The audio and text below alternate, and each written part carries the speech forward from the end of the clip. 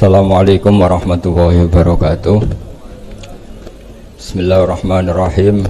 Allahumma sholli wa sallim ala sayyidina Muhammadin wa ala alihi washabbihi asma'in, amma ba'du. Ingkang kula hormati Pakde kawula Ki Haji Haisul Ma'ali, guru kawula Ki Haji Faruk Zain, sedanten para kiai ingkang kula hormati. Seperti yang dikatakan moderator, saya ini orang yang pantangan datang di acara-acara gini. Tapi saya tetap santri, ketika diajak Gus Zofur ya datang. Begini ya, ini langsung saja.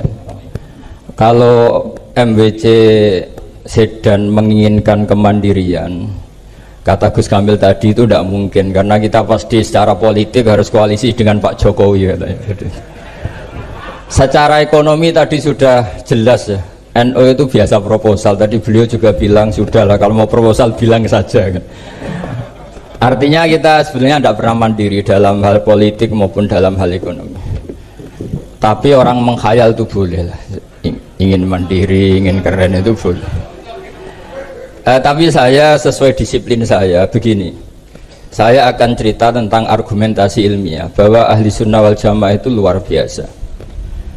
Saya di Jogja berteman banyak para profesor, para doktor, termasuk akademisi sosial yang mungkin pernah di mana-mana. Pernah tanya saya begini, Pak Bahak, kenapa Anda baca kitabnya referensinya luas kok tetap NU katanya. Terus saya bilang, problemnya apa sebagai NU? Biasanya terus mereka mengutip sekian makalah.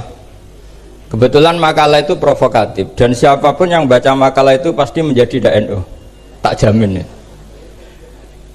Kalau di Jogja misalnya di satu penerbitan, saya termasuk di dalamnya, itu pernah diperbandingkan kitabnya Said Muhammad Mafahim Yajibu An-Sohah dengan kitabnya Bin Bas, judulnya Hadihi Mafahimuna. Biasanya kitab-kitab terjemahan Wahabi itu memang cukup provokatif dan dengan narasi yang memang siapapun yang nggak pernah mondok pasti tertarik.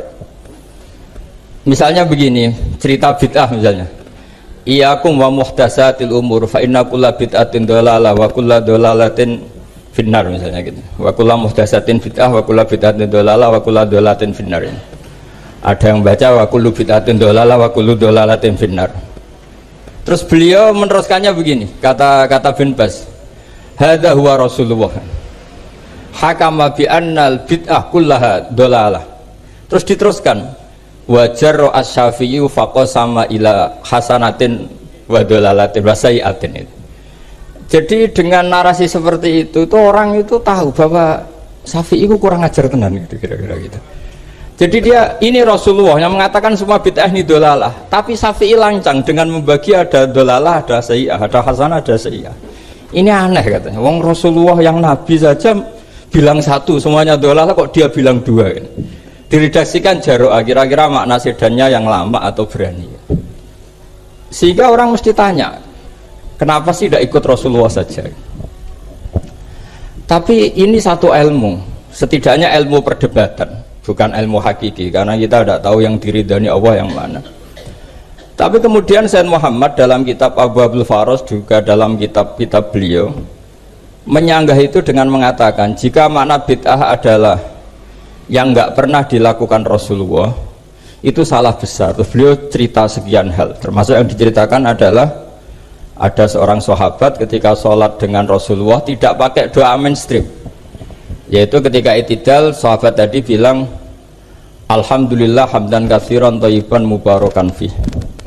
Setelah itu, setelah Nabi habis sholat tanya ayyukumul qail, siapa tadi yang melafadzkan itu? Semua sahabat diam karena takut disalahkan. Tapi apa yang dikatakan Nabi?